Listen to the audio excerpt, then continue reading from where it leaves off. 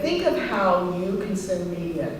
Each of you not only are business people, you are providing the technology, you're creating the content, but just think of you as a user, or think of your significant other, or your family, or your neighbors. And you think about how they consume content, and what you realize very quickly, and what we certainly realized here, is that the consumer is squarely in charge.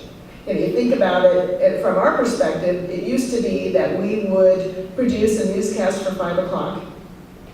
You had no information until you got home, and then all of a sudden you turned on the set, and voila, you find out that there has been an avalanche at Mount Hood. What we know now is that the consumer is always plugged in, they are always connected, they are always engaged, and it would be very, very inappropriate for us to assume the minute they turn on the 5 o'clock news that finally they're getting the news of the day. They've had it all day long. So what has really changed is that no longer do we say we're going to push out content, and you will receive that content when, where, and how we essentially, as we produce it, say you will. You are squarely in charge. I want it this way, on this platform, at this time, and this is what I'm interested in, whether I have produced my RSS feeds, or whether I have created my own sort of flip factory in terms of what I want to receive as content, and we really understand that. So, as a result, we think of ourselves, we know what we are. We are not a television company, and we are not necessarily a broadcaster. That's part of what we do. We create content. That's what we do. We create content. And we are very platform agnostic. But the issue with that, and I think what we're all grappling with, and what I'm hopeful, and what I know happens among you individually and perhaps this group collectively, is that we need a really great think tank to figure out how we actually monetize all this. Because for those of you, and we can have lots of discussions for those of you who know anything about NBC, I was just talking about with Vince and Sarah, that Jeff Zucker was the one that said we're going to convert analog dollars to digital pennies. And in fact, we're seeing that. That we have to create a way to make a business of all of this. And we're no different. We have the juggernaut pulpit, and we produce for that every day. But what we see is that the demand is so insatiable. And the good news about all this is that people are actually engaged with and consuming more content than ever before. We create content, and there are people out there consuming it like never before. So it's all that in between that is what we're going to talk about tonight, and we'll have lots of other conversations, but that's what we're all trying to figure out. Once we have platforms where we can ingest content, we have the backroom technology that facilitates our ability to distribute product. And that's a lot of what the work you are all doing, and it's really critically important to us, because what we recognize, for instance, I'll give you an example. We were one of 7 stations in the, one of the 7 journalistic groups in the world that was invited to go to Japan to cover the G8 Summit a few years ago. And we had just filled out a full HD studio. And what we realized is we equipped them with an HD camera, and we had massive issues in terms of ingesting that when we got back, because we didn't have it through the entire stream of everything that we did.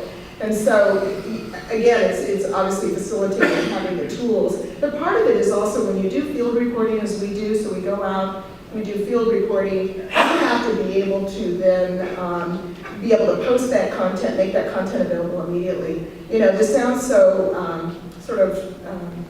it's amazing how quickly everything's moved, but it's hard to believe that just a few years ago we were having this enormous discussion about, do we actually create a product at 10 o'clock, a news product? Because if we create a news product at 10 o'clock, will that kill the lead at 11? Will we kill the golden goose at 11 o'clock? Well, the reality is we don't do it, everyone. They'll get it somewhere else. It's the same thing with sports scores. I was just reading yesterday in Broadcasting and Cable that, think about the draft process. And by the time ESPN actually gets the information, they get their slot, they get the information out, the Twitter community's got it. They are so far ahead. They're trying to go through the paces of trying to keep up with the draft through the sort of traditional broadcast environment with the mic, the phone, the slot, the data, and on tweet, they're tweeting all of the different choices and the picks, and it's just crazy. And so trying to feed that beast is very challenging, because it is right now, it is on demand. And so every single piece of our infrastructure is, we're assessing to say, how do we get content out instantaneously? How do we do that? It also occurs to me that I think it's really important, and we put a lot of time and effort into thinking about this. no one, no company, no individual entity can be all things to all people. And so you really have to understand what your core business is. And you do have to understand how the consumer consumes product. For instance, what really defines us is that we create content around news and information. We are not entertainment providers. We don't do an Entertainment Tonight. We don't do an Inside Edition that way. It's not that we don't cover entertainment news. We do it live at 7 with Joe Smith, who's out and about in Portland, but in a general way. And so as we look at who we really are, then we're trying to overlay where does our capital investment, precious capital dollars go to, and who really are we? We're not NBC News, we are KGW, so we provide local news and information. And what we find about the consumer is that they're consuming, research is beginning to tell us that more and more people are getting their news content on portable devices, and that they are really using that legacy stream for more big entertainment, big movie, big live sports. So that really changes, what we do in terms of how we create and produce product and the types of investments we make in technology in terms of what we're doing. And so I just think it's really important because not all screens, given the choice, portability when you're out and about and don't have access to a large screen, certainly that's going to be your entire sort of window on content. But if you're at home, most of us have either our smartphone, we have our iPad, and we're also watching TV, and we're kind of multitasking. But we use them for different reasons, and if we can really understand that, I think it helps us better understand how to make our investments and how to create our products. I guess what I would say is that what we all know is that there's a huge amount of content that is a total commodity. It's just out there. It is commoditized, it's ubiquitous, it's there. So that's fine because all of us have to have a sense of what's going on in the world, and we're going to find our source for that. But at the end of the day, as business people trying to make a buck and trying to create a compelling reason for people to do business with you, you have to be enterprising and differentiated. And so it's that balance of the two in terms of going forward. Why would people perhaps do business with you, meaning would either consume your content or would invest in your technology, and it really has to do with that you have a better mousetrap, but one that is multifunctional, or from a content standpoint, is the interface is so elegant and so easy, or it's so enterprising and so differentiated and so unique and so well done. And that's the thing that we really strive for every day, is that if you come to KGW, you are going to get enterprising content. We have to, and we want to, give you the commoditized content as well. Because if we become your sole source, which, of course we're not, but if we were, we'd want to make sure that you were covered off in what's happening in the news of the day, the talker story, the big breaking news, the developing news, and the information, and that you're informed. And so we're trying to always balance that. But I think the consumer they're going to have to make choices. We're only human, we have so many hours in a day, and you cannot have 500 different news sources on 25 different platforms. No one has capacity for that. So we're all going to make those choices. And for you to be the choice, then you have to have something that's very compelling. And so we're all challenged by that.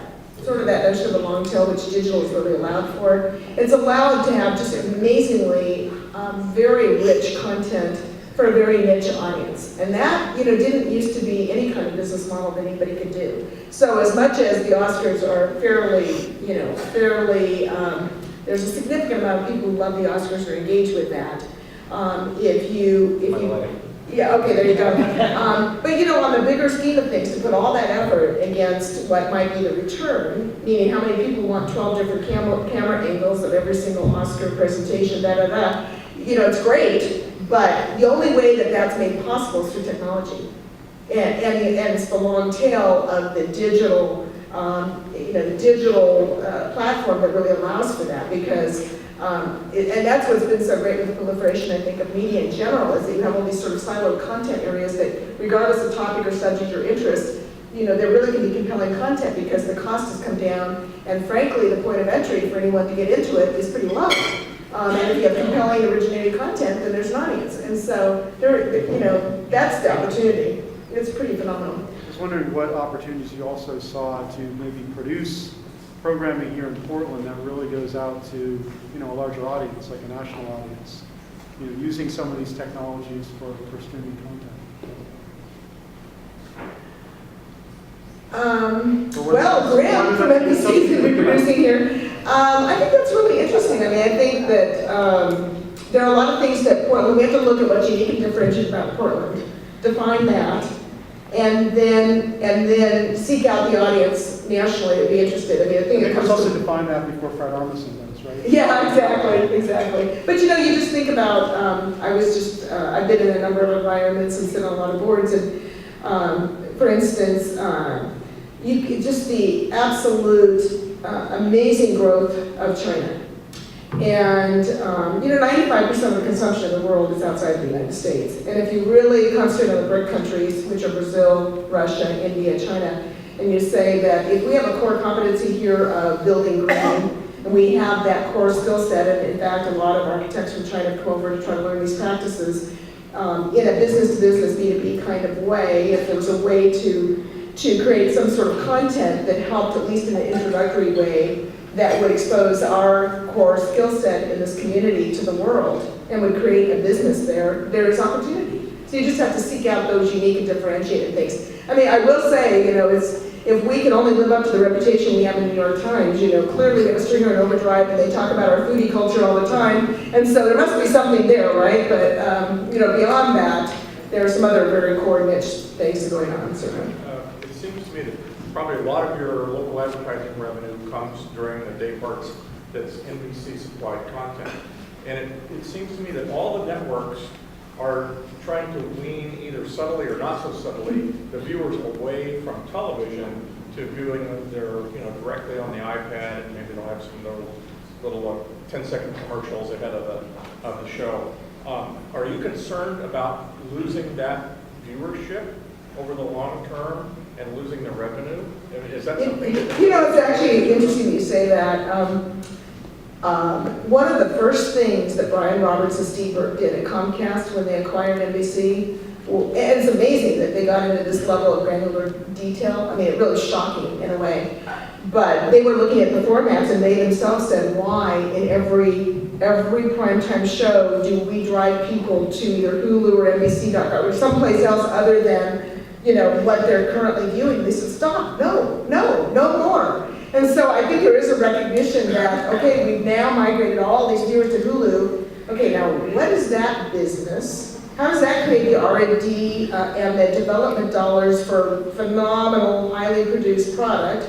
We actually have to retain some of that so that we have resources to create phenomenal product. And so I think there's now a recognition. I think everybody jumped on that bandwagon and said, let's not insult the intelligence of a consumer. They're going to find it anywhere, anyhow, so we better be there. And the reality is that perhaps they've now realized we've got to protect the core.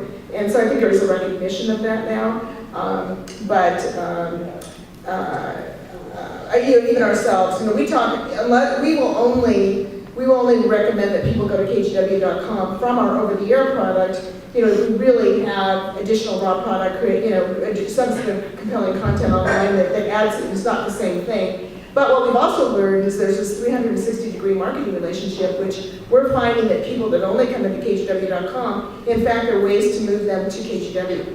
And we didn't used to think that. And where that first started was with March Madness on CBS, where they said there were lots of people who went into March Madness, did the brackets, did a whole bunch of stuff, and if they could find a compelling way to get those people to convert to a TV viewer on CBS, wow. And they did. And so now we're all thinking a little bit more, full circle.